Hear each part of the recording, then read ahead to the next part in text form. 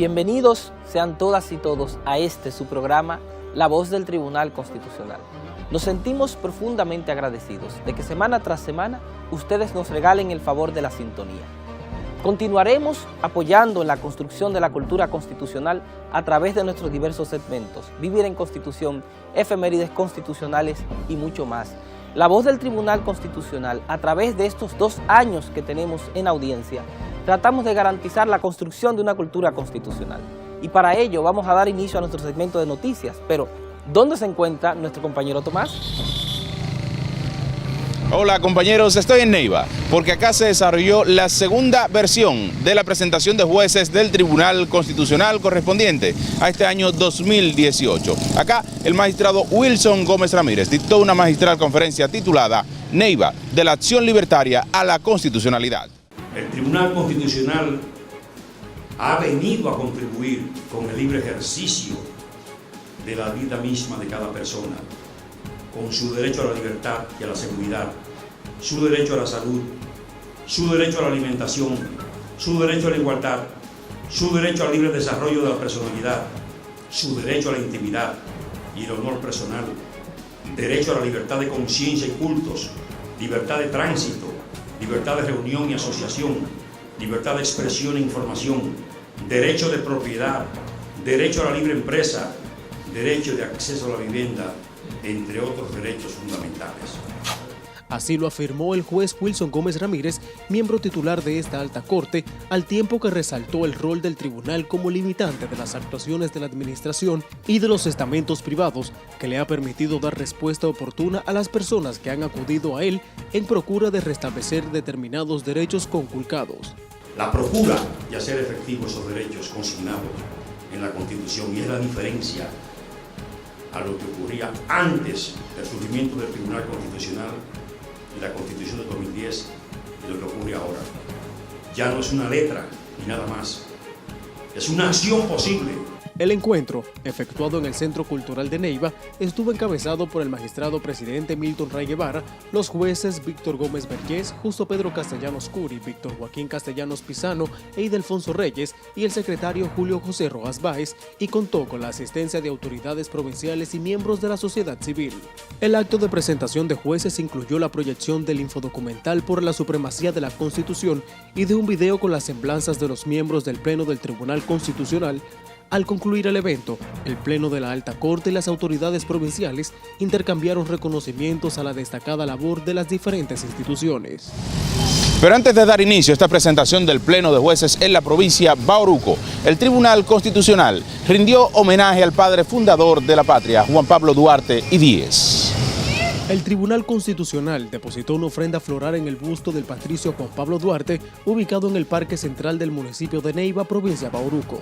El acto fue encabezado por el magistrado Wilson Gómez Ramírez, juez del Tribunal Constitucional, quien destacó la labor heroica de los hombres y mujeres de la provincia Bauruco, los cuales abrazaron la causa patriótica y aportaron cuotas importantes para conseguir el propósito de la independencia y para conseguir también el propósito de consolidación de la independencia conquistada. La actividad contó con la presencia del magistrado Víctor Gómez Vergés, juez del Tribunal Constitucional, y de la licenciada María Díaz, registradora de títulos de Neiva. Una delegación del Tribunal Constitucional, encabezada por su presidente, magistrado Milton Ray Guevara, participa en la 12ª Conferencia Iberoamericana de Justicia Constitucional, realizada del 16 al 18 de este mes en Panamá.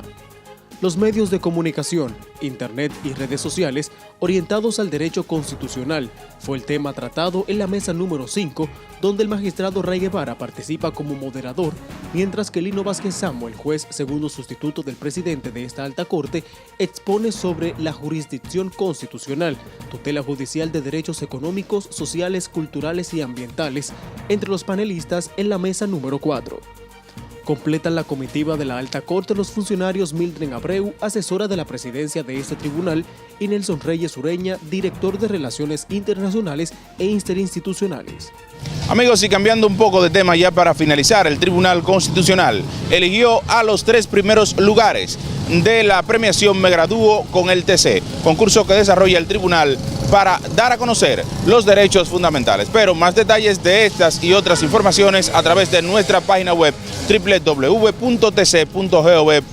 La próxima semana también le daremos todos los detalles relacionados a este concurso.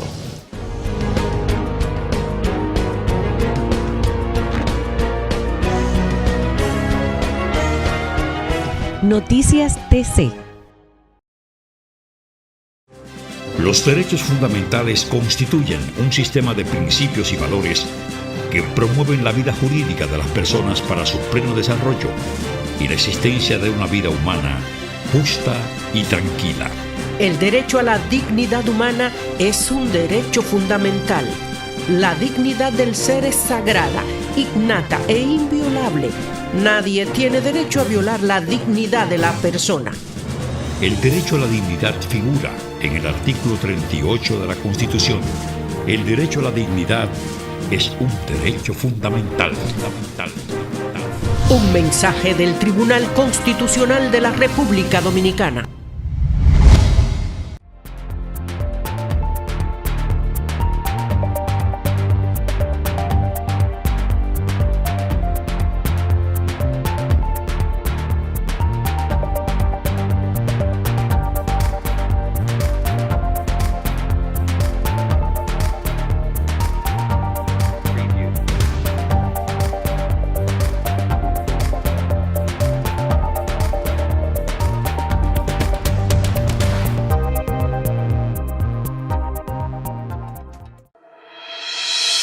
Conoce el nuevo diseño de nuestra página web institucional www.tribunalconstitucional.gov.do. Ahora también www.tc.gov.do.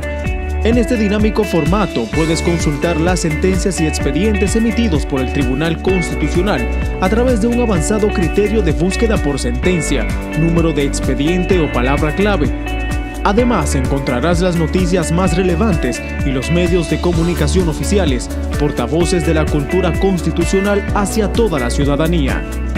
Visítanos en www.tribunalconstitucional.gov.do o www.tc.gov.do y obtén más información a través de nuestras redes sociales: Facebook Tribunal Constitucional RD, Twitter e Instagram @TribunalConstRD y YouTube Tribunal Constitucional.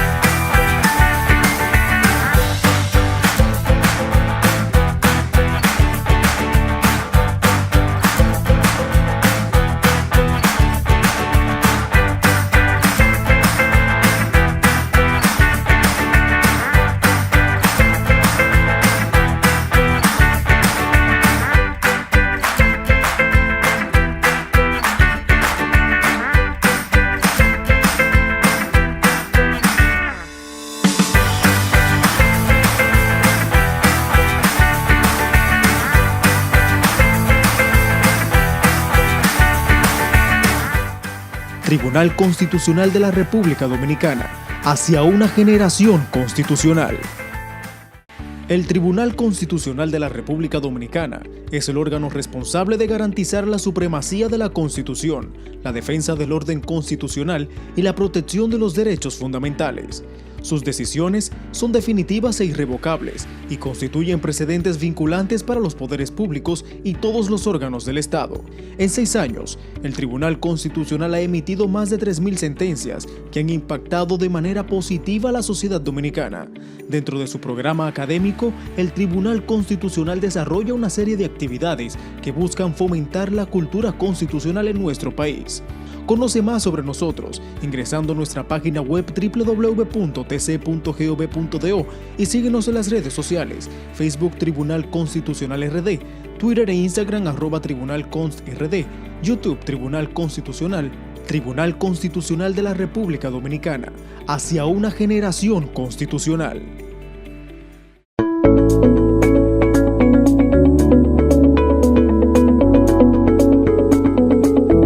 la procura de hacer efectivos esos derechos consignados en la Constitución, y es la diferencia a lo que ocurría antes del surgimiento del Tribunal Constitucional y la Constitución de 2010 y lo que ocurre ahora.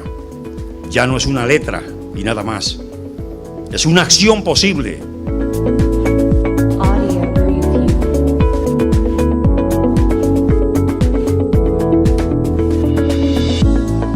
Está el elevado derecho a la dignidad humana, pues cuando ésta es respetada, la dignidad humana, también son respetados y garantizados los demás derechos humanos y fundamentales.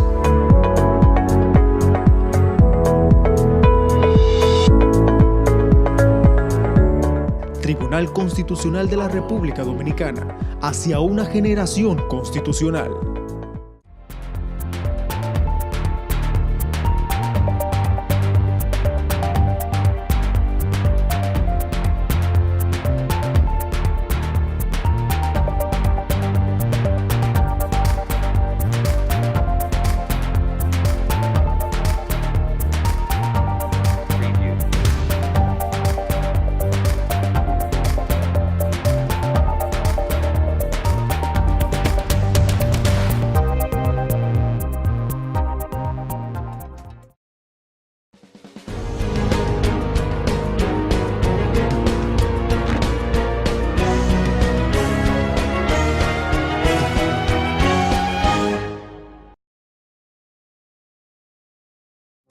Artículo 112.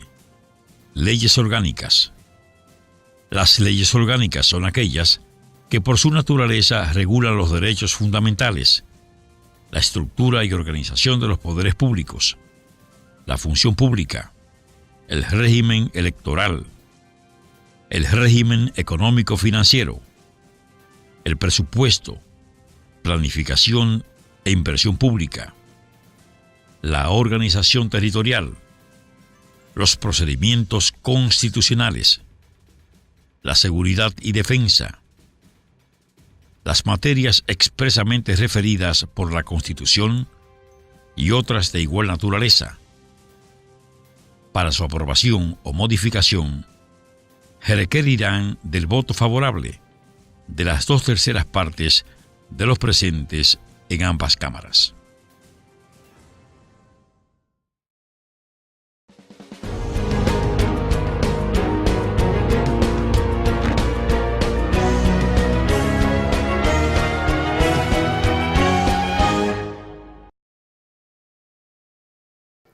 En el reportaje de la semana vamos a tratar el derecho al juego, un derecho fundamental de una naturaleza relevante para la niñez, que guarda una relación directa con la cultura, con el deporte y con los propios derechos fundamentales que la Constitución garantiza a los niños, niñas y adolescentes. Veamos el reportaje.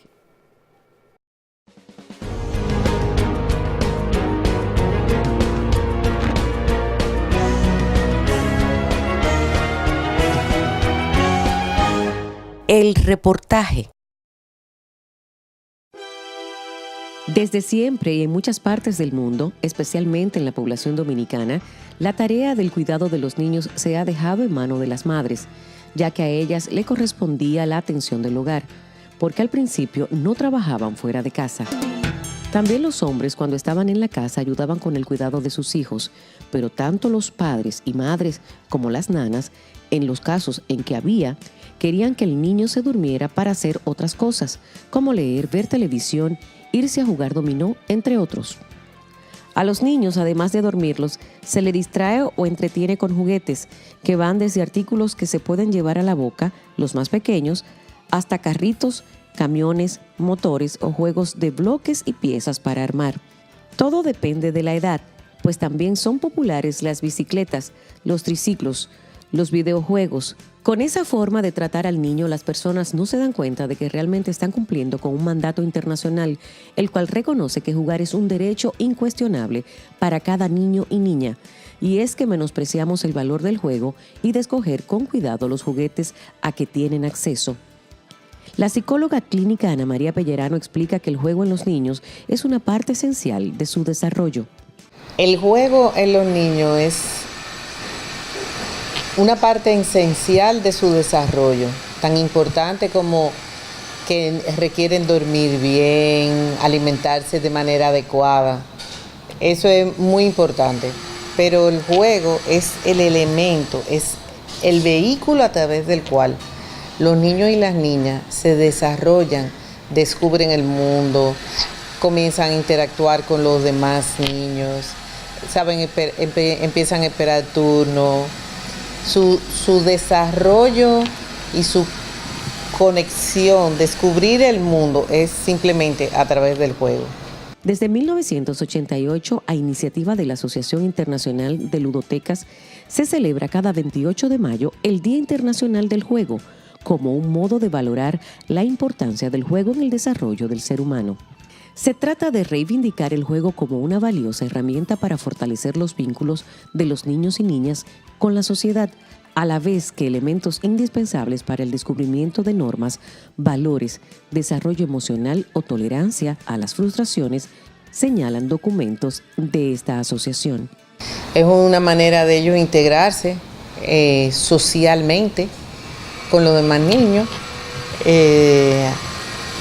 La vida del juego ha variado mucho durante los años, porque antes pues con una cajita de cartón usted construía todo un mundo de imaginación. Es lo que le permite la elaboración de esa estructura de pensamiento, cómo ellos van desarrollándose de ese pensamiento de lo concreto, de lo que ellos ven y le ponen la mano, lo que está aquí a la hora, a construir, a imaginar, a elaborar teorías, a conectar con la naturaleza. Se establece que jugar es un impulso que nos empuja desde pequeños a descubrir, manipular, observar e interpretar el mundo que nos rodea. Jugando descubrimos el amigo, aprendemos a relacionarnos con los demás, ejercitamos nuestras habilidades y capacidades y nos aventuramos a asumir pequeños riesgos que nos ayudan a crecer y a conocer de nuestro alrededor. Abunda la Asociación de Ludotecas. Esto es reconocido y reiterado en la Declaración de los Derechos del Niño, firmado en 1959 en la Asamblea General de las Naciones Unidas, bajo la premisa de que un niño que juega es un niño sano. Los niños tienen derecho a jugar. El juego, las actividades lúdicas, los periodos de diversión y el disfrute deben formar parte de la infancia de cualquier niño. Hoy vemos cómo en determinadas partes del mundo los niños se ven privados de este derecho a jugar, y es que jugar es uno de los aspectos definitorios de la infancia. No tenemos otra etapa como ser humano de volver para atrás y de compensar lo que nosotros no vivimos. Así es que ahí es una etapa crucial para permitir y sobre todo hacernos conscientes que los niños necesitan más espacios afuera, menos adentro de las cuatro paredes, más contacto con la naturaleza, menos juegos estructurados, menos juegos diseñados y oportunidad de que la imaginación sea para ellos el vehículo de construir sus propias historias. Por ello, la Declaración de los Derechos del Niño incluye el juego como uno de los derechos fundamentales y plantea las razones y beneficios que esta actividad de ocio, entretenimiento o diversión aporta. La Constitución Dominicana, en su artículo 65 sobre desarrollo al deporte, establece que el Estado asume el deporte y la recreación como política pública.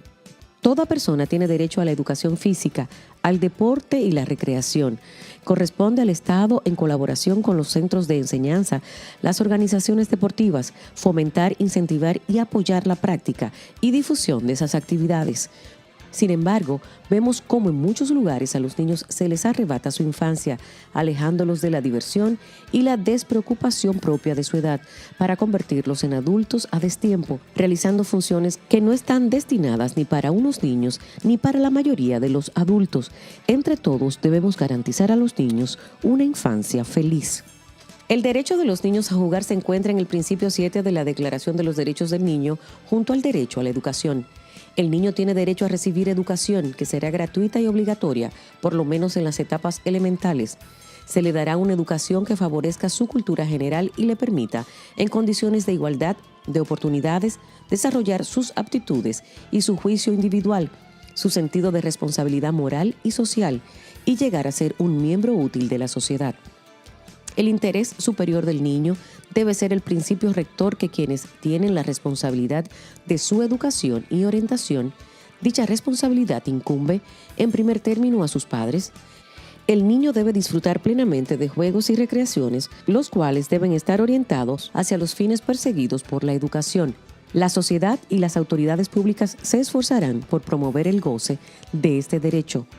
Son muchos los padres que se ven capacitados para garantizar todos estos derechos a sus niños, pero no saben qué hacer para comprometerse a que todos los niños del mundo gocen de una infancia feliz.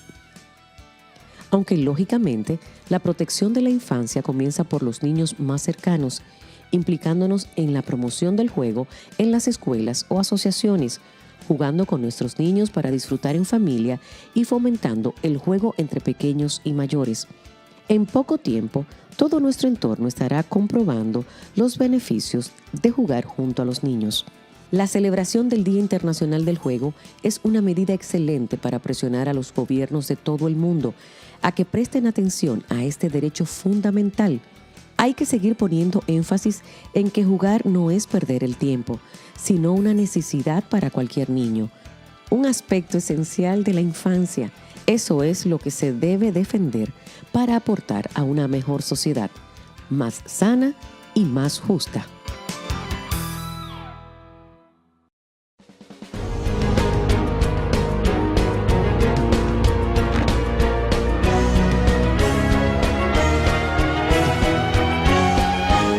El reportaje. El Tribunal Constitucional de la República Dominicana es el órgano responsable de garantizar la supremacía de la Constitución, la defensa del orden constitucional y la protección de los derechos fundamentales. Sus decisiones son definitivas e irrevocables y constituyen precedentes vinculantes para los poderes públicos y todos los órganos del Estado.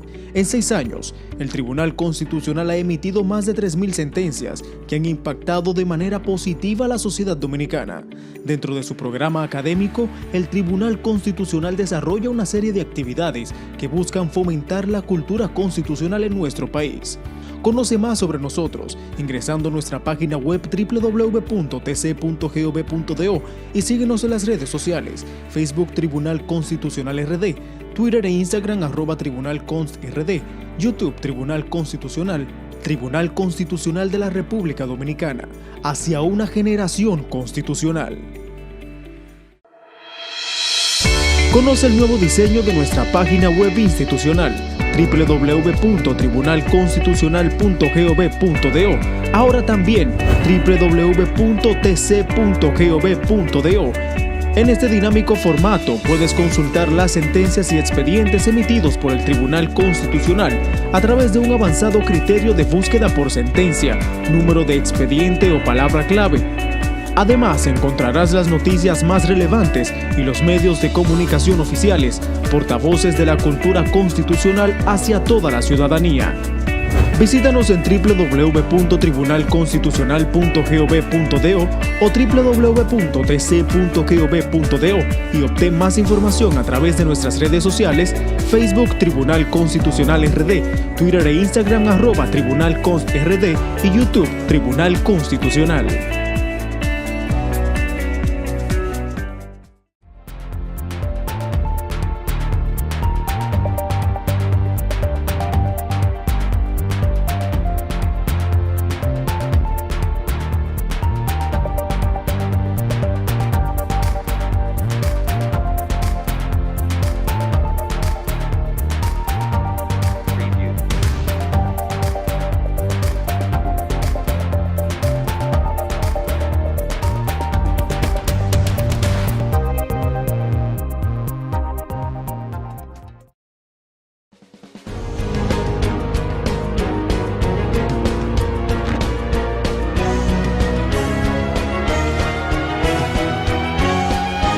La entrevista. Continuamos en La Voz del Tribunal Constitucional.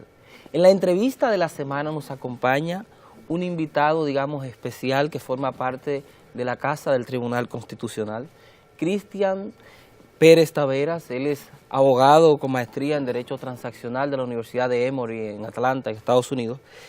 Cuenta además con una gran experiencia como abogado en asuntos regulatorios, profesor universitario en materias de derecho civil, especialmente los temas de familia, y una alta formación, digamos, especializada en muchos temas de derecho público. Y como les decía, ahora mismo es parte de la familia del tribunal como letrado del tribunal. Bienvenido a este espacio. Gracias, Tena. Muchas gracias por tenerme. Bueno, en la entrevista de la semana vamos a hablar de un tema de mucha importancia, digámoslo así, en la actualidad. Nos referimos a los derechos de los consumidores. Y yo quisiera precisamente iniciar, Cristian, indagando sobre si la Constitución contempla algo acerca de este tipo de derechos. Muy bien, Tena. Claro que sí. El artículo 53 de nuestra Carta Magna consagra los derechos de los consumidores y usuarios. En sentido general, hace una configuración amplia en qué podemos esperar a nivel fundamental, como derecho fundamental de dichos derechos. La Constitución consagra que todo consumidor o usuario en territorio dominicano tiene derecho a recibir productos y servicios de calidad, de la mejor calidad posible, a una información veraz, oportuna y precisa de las características y condiciones de dichos productos o servicios, pero también contempla la posibilidad de ser resarcido o indemnizado para aquellas personas, usuarios o consumidores que se vean afectados al consumir o disfrutar de dichos productos, ya sea una reparación a nivel de indemnización o un resarcimiento a nivel de reembolso o de lo pagado por el producto. Así que nuestra Constitución nos contempla en ese sentido. Bueno, ¿y cuál es la finalidad, digámoslo así, que se procura con la protección de los derechos de los consumidores o usuarios? El derecho al consumidor es un derecho polifacético, tiene distintas dimensiones. Entre ellas, atendiendo las finalidades que tú preguntas, está primero la de reducir al máximo la asimetría que hay entre proveedores y usuarios. Esa distinción que se da, dado a realidades del mercado, a realidades de la relación comercial, que se da a proveedores-usuarios, la Constitución procura que se minoricen lo más posible. Para eso ofrece herramientas que garanticen mayor información para el consumidor, porque al final la gran ventaja que tiene el proveedor o los productores frente a los consumidores es la cantidad y la calidad de información que ellos manejan. Al vivir de eso, al vivir de la producción o la provisión de un servicio determinado, manejan más información que el consumidor usuario tal vez no la tiene. Entonces, donde entra el marco normativo y regulador es permitiendo al usuario poder defenderse obteniendo mayor información posible. Eso en cuanto a la finalidad de la información. Pero una vez, digamos, todas esas herramientas no han sido suficientes para garantizar dicha relación en armonía o en el marco de un contexto jurídico, permitirles resarcirse, permitirles ser indemnizados y también que su patrimonio o sus derechos perjudicados en dicha relación tengan algún remedio o alguna solución. Y digamos, a veces el consumo quizás de algún producto con algún nivel de defecto puede producir riesgos a la salud. ¿Qué nivel de vinculación existe entre la protección, digamos, de los derechos de los consumidores y el propio derecho a la salud? Muy bien.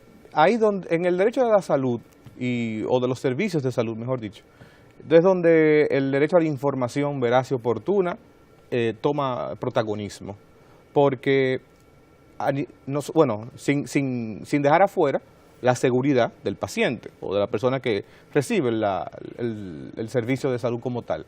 Pero en cuanto a la información, toma protagonismo porque se necesita por parte del proveedor que cumpla con una obligación de informar previamente todos los riesgos y las cuestiones que conlleven el servicio, el procedimiento quirúrgico, la atención médica determinada, para que el usuario de ese servicio tome una decisión informada de a qué atenerse de decidir realizar dicho servicio. Fuera, como hablamos anteriormente en cuanto a las finalidades, y aquí tenemos un ejemplo práctico de nuevo, en caso de que falle la información, ese manejo de información entre el proveedor al usuario y se sufra algún daño, algún perjuicio determinado, el derecho al consumidor en materia de salud permite entonces ser resarcido o indemnizado en caso de un defecto producido en ocasión al suministro de dicho servicio de salud. Y, digamos, ¿existe algún nivel de protección específica para los consumidores usuarios frente a cláusulas o prácticas abusivas en materias de contratos de adhesión? Me refiero a esta pregunta porque una cantidad importante de servicios, sobre todo, vienen amarrados para los usuarios a través de este tipo de contratos. Sí, claro. Nuestra legislación contempla varios mecanismos de protección. Entre ellos están las revisiones ex ante por parte de reguladores de los contratos que serán utilizados en sus respectivos mercados. Telecomunicaciones, por ejemplo, el Indotel se encarga de revisar dichos contratos y evitar que se utilicen cláusulas de este tipo.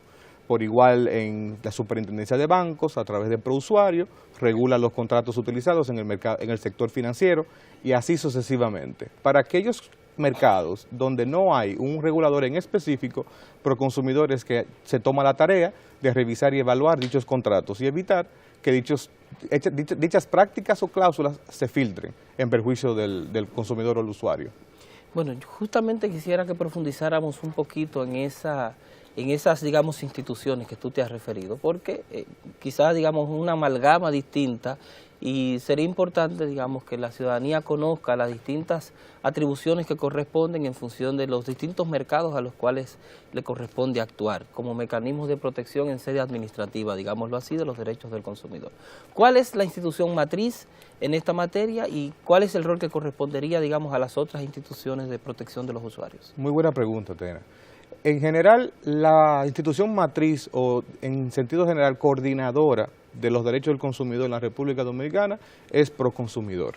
Proconsumidor y, digamos, atendiendo previamente, y ese punto hay que darlo, a que antes de la entrada en vigencia de la Ley Orgánica de Administración Pública, que tiene el principio de coordinación, previo a esa ley que fue de 2012, ya Proconsumidor venía realizando acuerdos interinstitucionales con los distintos reguladores de la República Dominicana, ProUsuario, Indotel, para que se orientaran a los usuarios que iban a Proconsumidor con un problema de un mercado regulado.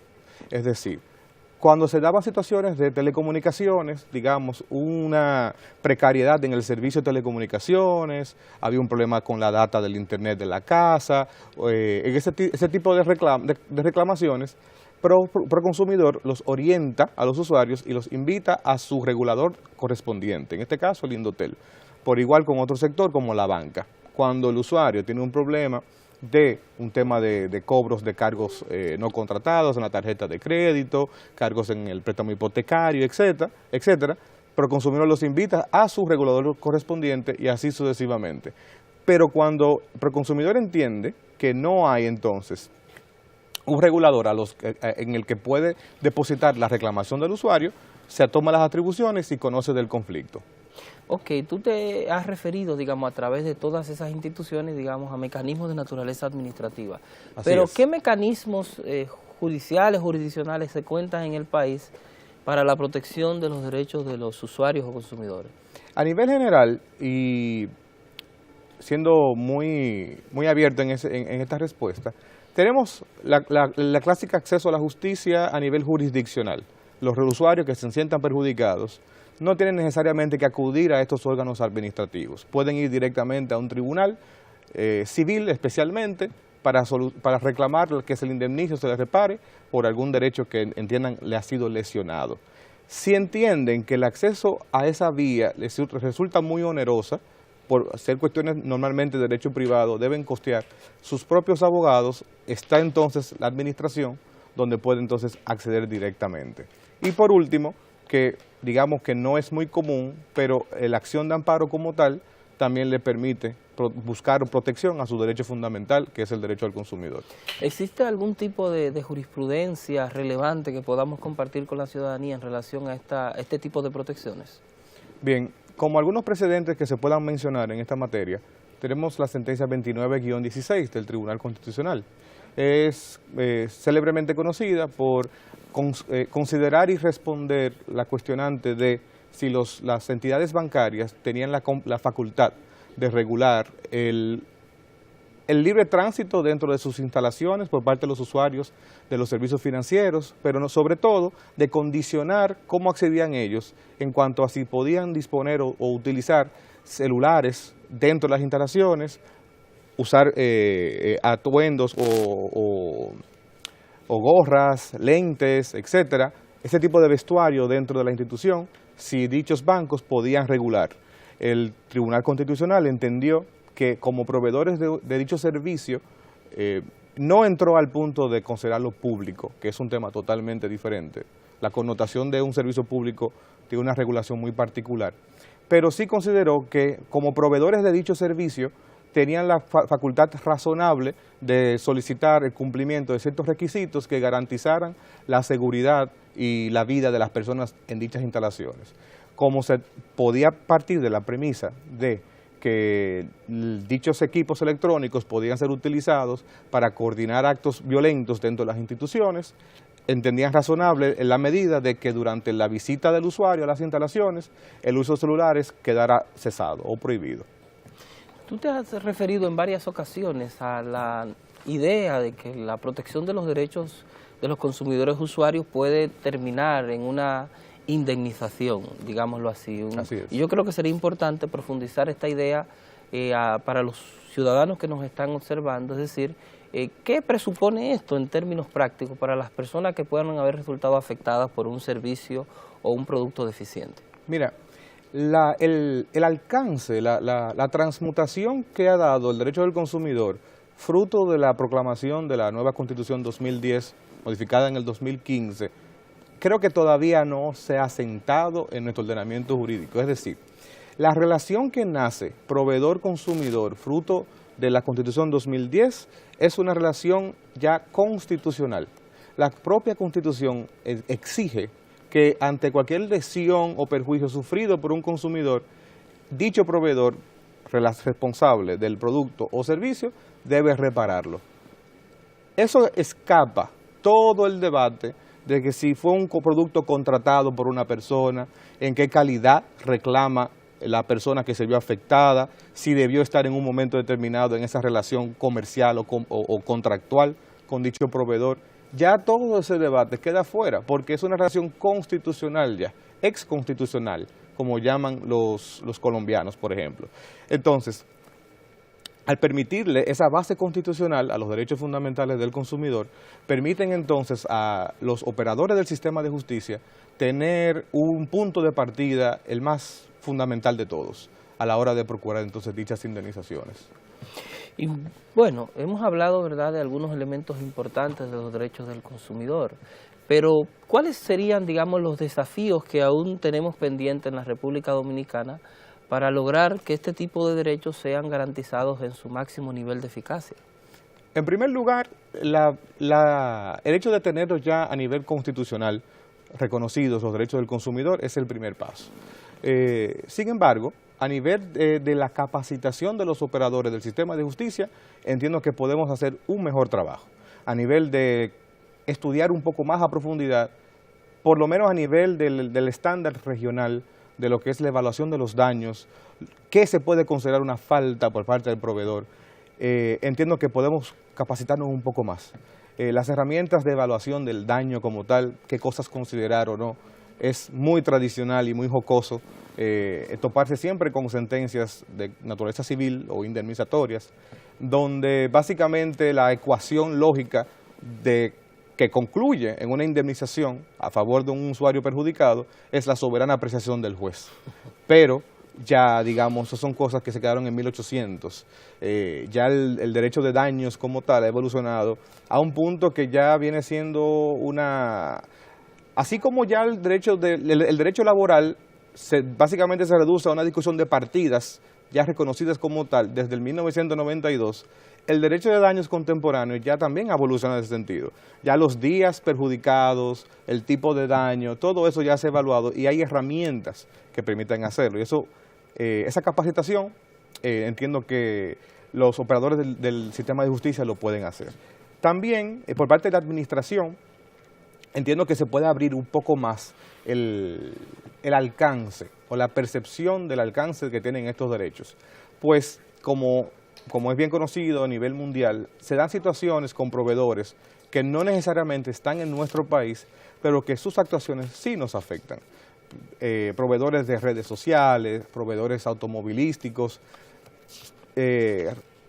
incurren en ciertas faltas desde sus jurisdicciones que repercuten en el consumidor dominicano, pero que a la fecha he visto que los reguladores o la administración dominicana no le ha dado el carácter o la aplicación de la ley que se merecen. Entiendo que podemos ser un poco más abiertos en ese sentido y entender que lo que sucede en territorio dominicano también puede ser trabajado bajo nuestras normas.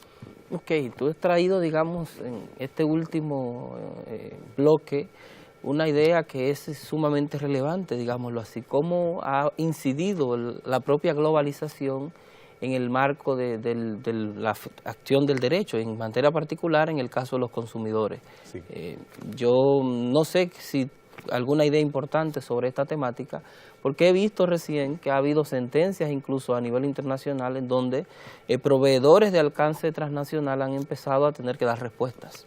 Así es, así es. Bueno, sin duda el tema de los derechos de los consumidores usuarios es un derecho que está hoy en la médula, digamos, de las sociedades que nos rigen. Y por eso, en La Voz del Tribunal Constitucional, quisimos en el programa de la semana esta entrevista con Cristian para tratar este tema que está en proceso de desarrollo práctico en la República Dominicana. Te agradezco, Cristian, que nos hayas acompañado aquí en este programa de la semana. Gracias a ti.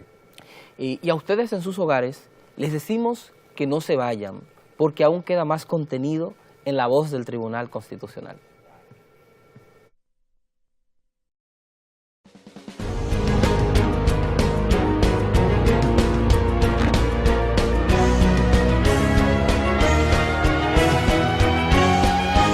La entrevista. Los derechos fundamentales constituyen un sistema de principios y valores que promueven la vida jurídica de las personas para su pleno desarrollo y la existencia de una vida humana justa y tranquila. El derecho a la igualdad es un derecho fundamental. Todas las personas son iguales ante la ley. El derecho de igualdad figura en el artículo 39 de la Constitución. El derecho a la igualdad es un derecho fundamental. Un mensaje del Tribunal Constitucional de la República Dominicana.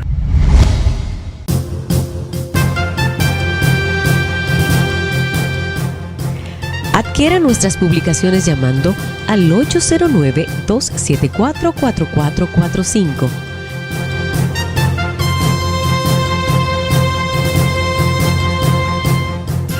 Tribunal Constitucional de la República Dominicana.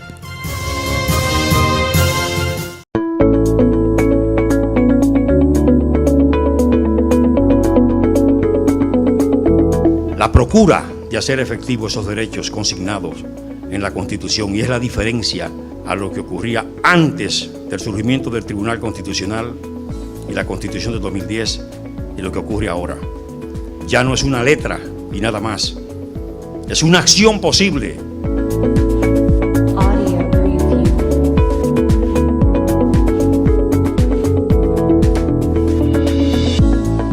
Está el elevado derecho a la dignidad humana, pues cuando ésta es respetada, la dignidad humana, también son respetados y garantizados los demás derechos humanos y fundamentales.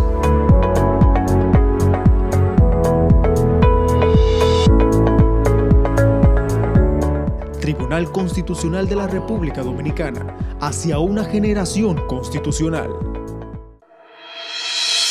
Conoce el nuevo diseño de nuestra página web institucional www.tribunalconstitucional.gov.do, ahora también www.tc.gov.do. En este dinámico formato puedes consultar las sentencias y expedientes emitidos por el Tribunal Constitucional a través de un avanzado criterio de búsqueda por sentencia, número de expediente o palabra clave. Además, encontrarás las noticias más relevantes y los medios de comunicación oficiales, portavoces de la cultura constitucional hacia toda la ciudadanía. Visítanos en www.tribunalconstitucional.gov.do o www.tc.gov.do y obtén más información a través de nuestras redes sociales: Facebook Tribunal Constitucional RD, Twitter e Instagram @TribunalConstRD y YouTube Tribunal Constitucional.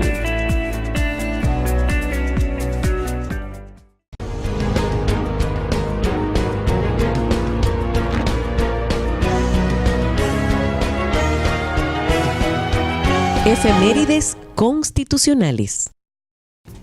El 12 de mayo de 1960, Héctor Bienvenido Trujillo Molina, ostentando el cargo de presidente de la República por mandato dictatorial, promulga y ordena la publicación en la Gaceta Oficial de la Ley número 5348, que declara la necesidad de introducir reformas a la Constitución de la República. Como consecuencia de esta modificación se establecía la pena de muerte, entre otros casos, contra las personas que realicen actos de terrorismo mediante la colocación de bombas, incendios de edificios públicos o privados e incendio de cultivos. También se establecía la pena de muerte contra quienes tomen armas contra la República y los que practican maquinaciones con potencias extranjeras o sus agentes para inducirles a hostilizar la República o emprender la guerra contra ella. Al reunirse la Asamblea Nacional, presidida por el licenciado Porfirio Herrera, representante del Distrito Nacional, el senador Monseñor Eliseo Pérez Sánchez enfatizó su oposición a la instauración de la pena de muerte y expresó que se oponía por repugnar a sus sentimientos naturales y a sus principios sacerdotales. Por su parte, el diputado presbítero Óscar Robles Toledano, al motivar su voto contrario a la incorporación pena de muerte al texto constitucional, dijo: "Toda pena capital, aún la ejecutada con todos los honores de la evidencia, suscita siempre sospechas de injusticia y añoranzas de clemencia". La referida ley de reforma constitucional del 12 de mayo de 1960 procuraba además sustituir la denominación de secretarios de Estado por la de ministros y reducir el periodo presidencial y el de los senadores y diputados de 5 a 4 años. La disposición legal ordenó la reunión de la Asamblea Nacional, quedando la misma formalmente convocada para celebrarse 12 días después de la publicación de la Ley de Reforma Constitucional. El presidente Héctor Bienvenido Trujillo Molina hizo la promulgación en los siguientes términos: en ejercicio de la atribución que me confiere el artículo 54, inciso segundo, de la Constitución de la República, promulgo la presente ley.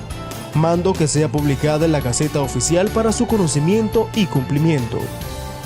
La reforma fue efectuada y proclamada, se publicó en la Gaceta Oficial número 8486 del mes de junio de 1960 y, en efecto, incorporó la pena de muerte en el artículo 8, numeral 1. 11 meses y 18 días después de esta reforma, 30 de mayo de 1961, terminó la era dictatorial con el ajusticiamiento del presidente Rafael Trujillo Molina.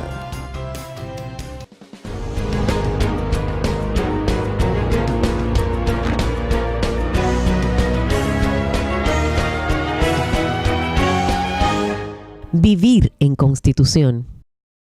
Artículo 172. Integración e incompatibilidades.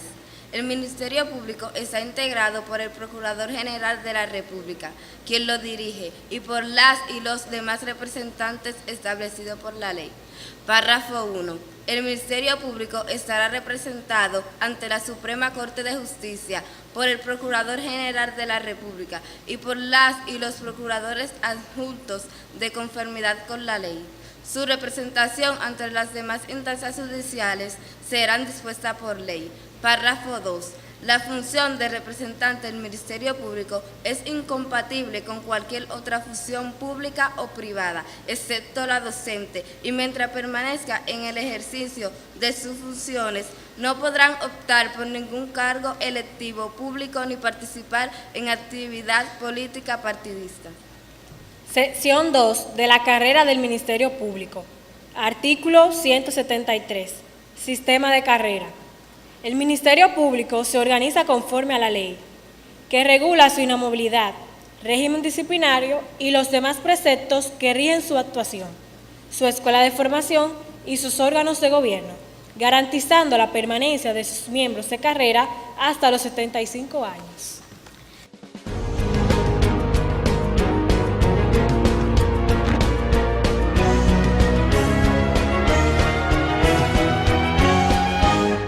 Vivir en Constitución. Uno de los cambios más importantes que incorpora la Constitución del 2010 a propósito del sistema de justicia es la constitucionalización de un conjunto de garantías para el Ministerio Público. De manera particular, el artículo 173 aborda la cuestión de la carrera fiscal y para ello establece un sinnúmero de protecciones que van desde la entrada, el ingreso y la permanencia hasta los 75 años de edad. Y por supuesto, en el artículo 172 traza la integración del Ministerio Público y trae una limitación importante para esta institución. Es el principio de apoliticidad que exige que los miembros del Ministerio Público se mantengan al margen del activismo político para garantizar la neutralidad necesaria para el funcionamiento de este órgano constitucional. Nos sentimos felices y muy agradecidos de que ustedes nos hayan acompañado en esta semana en La Voz del Tribunal Constitucional y esperamos que la próxima semana estén con nosotros para juntos continuar trazando el camino de la Constitución. Nos vemos.